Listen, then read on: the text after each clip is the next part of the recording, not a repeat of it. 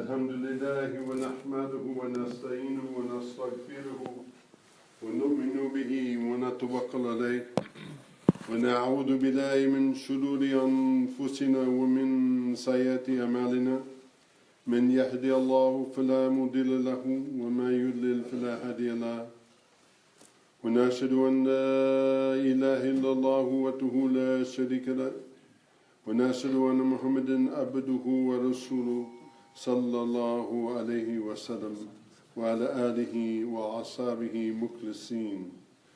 قال الله سبحانه وتعالى في كتاب مبين بعد أعوذ بالله من الشيطان الرجيم وبسم الله الرحمن الرحيم.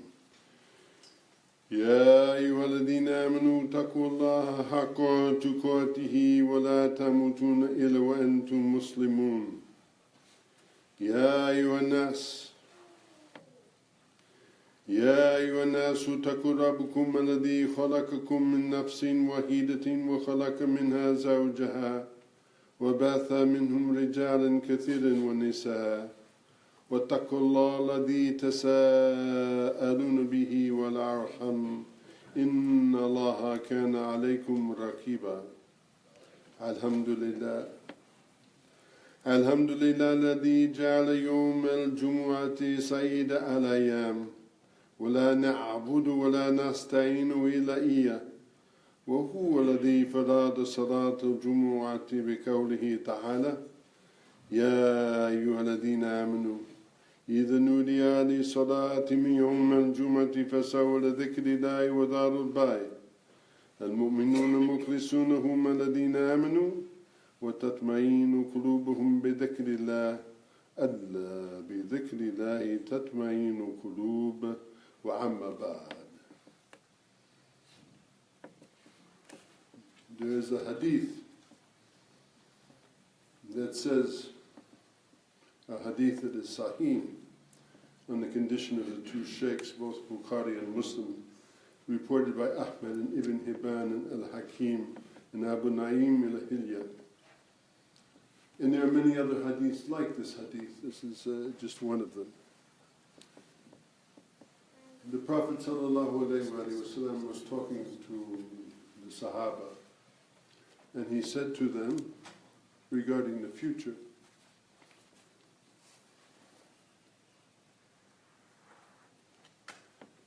there will come a time for my people when there will remain nothing of the Quran except its outward form. And there will be nothing of Islam but the name. And the people who call themselves by this name, that is to say Muslims, even though they call them that, they will be the furthest from it. Their masajid will be filled with people, but empty of right guidance. He further went on to say, the hour, asa, the hour will not come until the earth has been filled with injustice, with crimes, with aggression. And then a man from my itra, that means progeny or family, will come, and he will fill the earth completely with justice and peace, just as it is now filled with injustice and aggression. But before the coming of this man, many signs will occur. And any one of us, honestly, looking around, can see these signs today clearly manifest, including tribulations like hurricanes and floods, earthquakes, huge fires, landslides. We've seen this in the last period of time. This is seen, we see it increasingly. The loss of basic honesty.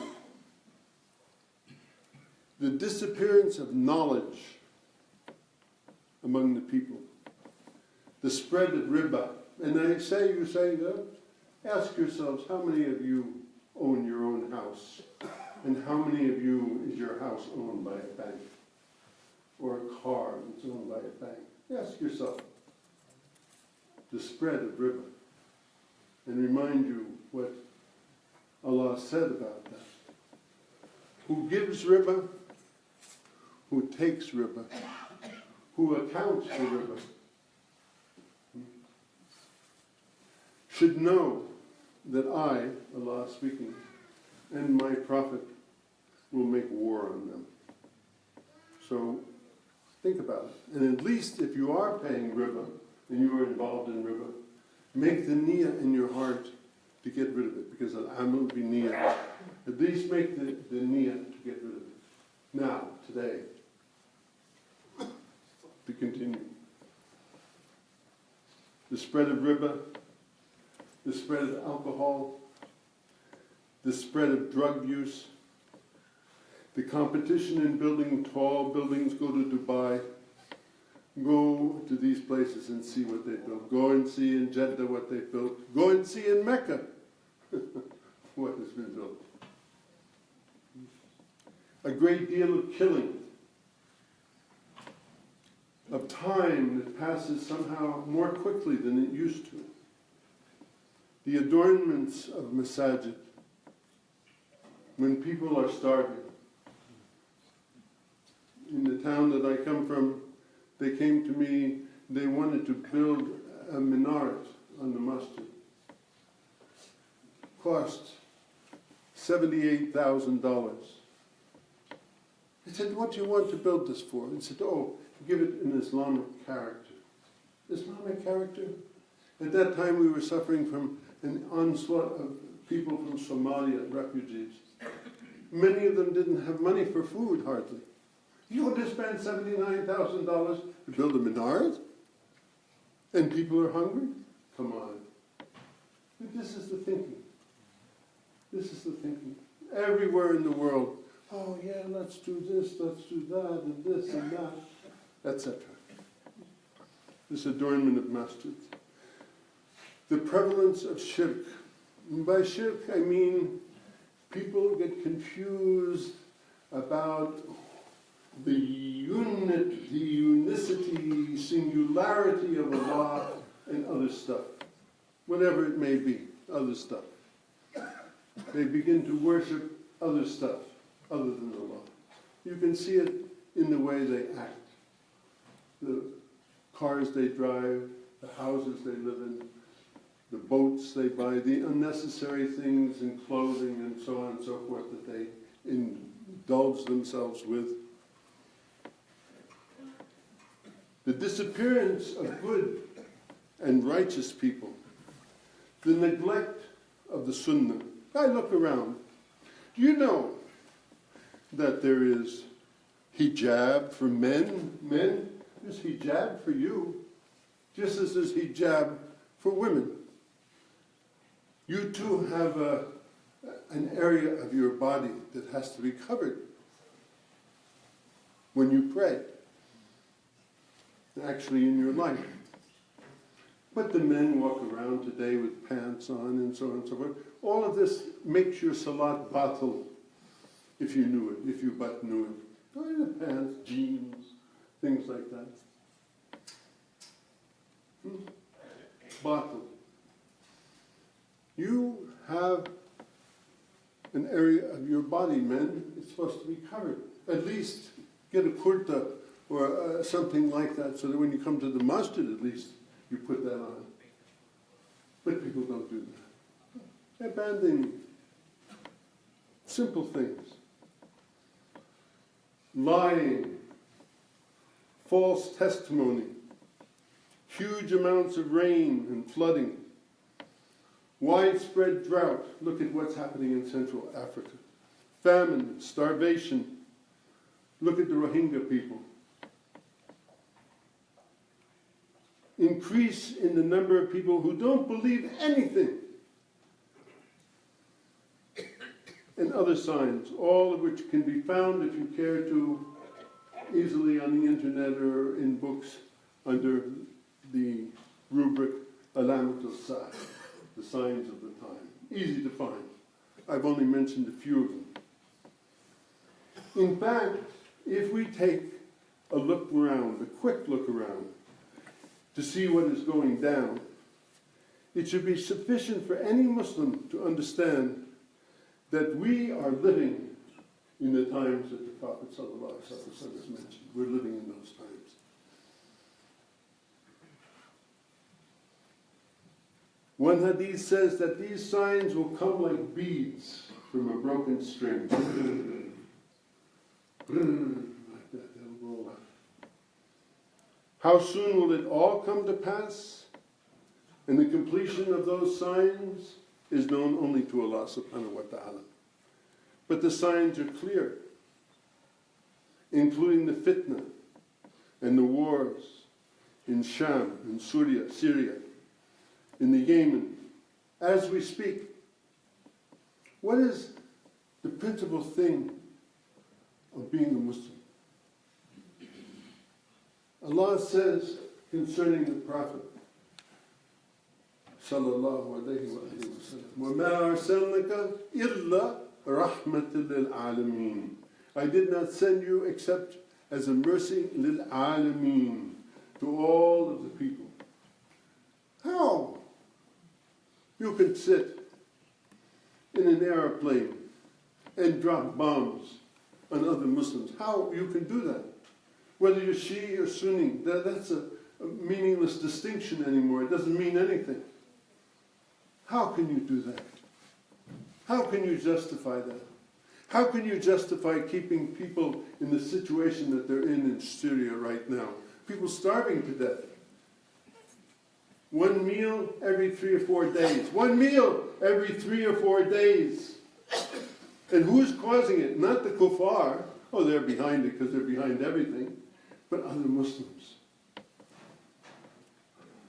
And the first thing about being a Muslim, besides what he said concerning his prophet, وَمَا أَرْسَلْنَكَ إِلَّا رَحْمَةً لِلْعَالَمِينَ, I did not send you except as a mercy, is that the blood of another Muslim is sacred to another Muslim.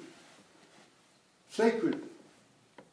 His name is sacred. Her name is sacred. What they own is sacred. Look what's going on, people. Look at what's going on. All these things are clear to anybody who's honest.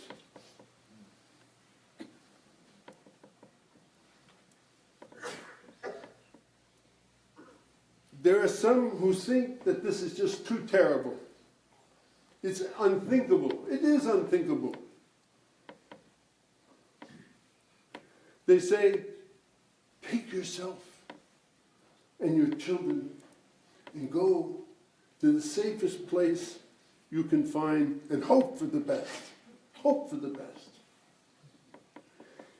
This is a time, look at the last week what went on. This is a time when leaders of the nations of the world openly talk about dropping atomic bombs on each other. Have you ever seen the movie of the devastation of an atomic weapon? I remember being a young boy in the 1960s and living in New York. And they would show maps in the newspaper about what would happen to Manhattan if a bomb were dropped on Manhattan. And the bombs today are 10 times, 20 times more powerful than that. Destroyed from one end to another. There's 5 million people living in that island. And these people, like you and like me, human beings, are sitting in their offices and in their military facilities and are thinking and planning of doing something like that. Is that insanity? Is that insanity? That's insanity. Total insanity. And people talk about it like, oh, yeah, he's announced he has this new bomb that's going to do this and this is going to do that and that's going to do that. Yeah, talking. Well, what is the outcome of it? What's the outcome of things like that? And they talk about it. So we need to build more of these things. They have enough to destroy it 10 times over. They want to build more. They want to talk about attacking each other like Mr. Putin did last week with nuclear-armed intercontinental missiles. These things, it's one thing to talk blah, blah, blah like that, but when you understand what happens when one of those things falls upon anybody, Allah forbid that it should happen, what the outcome of it is. How? Is that not insanity? Is that not total insanity to think like that? Then go back, because you have said La ilaha illallah. Everybody in here has said La ilaha illallah. Everybody here is a Muslim, and he says that the best of us, the Prophet ﷺ, that the only reason that he sent them were Rahmatul Alameen, be merciful to all creatures, the entire creation. That's Khairul Khalqullah, the best of Allah's creation is merciful to a fly, not to mention human beings. We live in a world that's going mad, and we don't even realize that it's going mad. And people don't want to think about it. They put their heads down, hope for the best. If you live in Washington, if you live in Moscow, if you live in Beijing, and hope that if you live in Washington, they bomb New York and not Washington. Or bomb LA instead of Washington. Or if you live in Russia, that they bomb St. Petersburg and not whatever. Anything to avoid what might happen. They hope that it will stop before it hits your city, or the radioactive fallout kills you, or the cancers that come from it affect you and your family, wherever in the world you may live. Because the wind blows everywhere. Radioactive fallout goes everywhere. This is where we are living. This is what our leaders are thinking and talking about openly. They should be committed to insane asylums. There's a lot of them.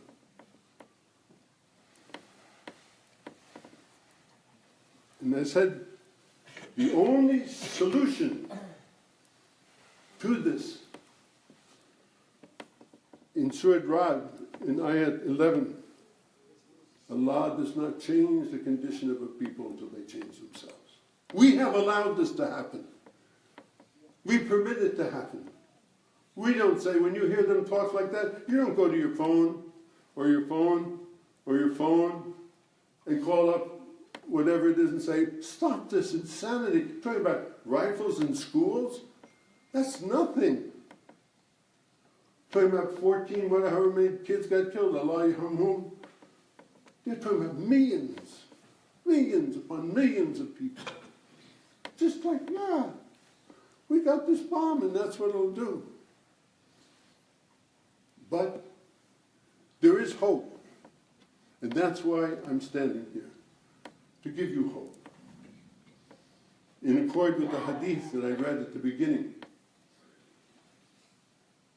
the hour will not come, this will not come about, until the earth has been filled with injustice, with crimes and aggression. And then a man from my family, from my itra, will come.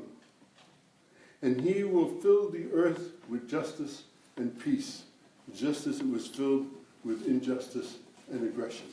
That's a promise. That's hope. That's our only hope. For hundreds of years now, the enemies of Islam have tried to remove the belief in the hearts of Muslims of Al-Mahdi, or the hidden Imam, alayhi salam, from the hearts of believers. In order to achieve their malicious aim, they have made a concerted effort. They have disgraced the believers. They have oppressed them. They have inflicted types of tortures upon them. And the result of it is, at the present time, only a handful of spiritual, righteous, religious Muslims even discuss this belief. Even discuss it. Talks in masajid tend to deal with this matter superficially and move on, doing the best to involve themselves from these controversial matters. It is imperative for people who truly believe to realize and recognize the significance of this belief, to believe that there is somebody who is coming, who will restore peace and justice to this world. You see what I said, all the things you said. There's nobody in this masjid who can't see that these things are happening. There's nobody in this masjid who will deny me when I say that just in this last week, a leader of one of the most powerful nations in the world talked openly about dropping atomic weapons on other people.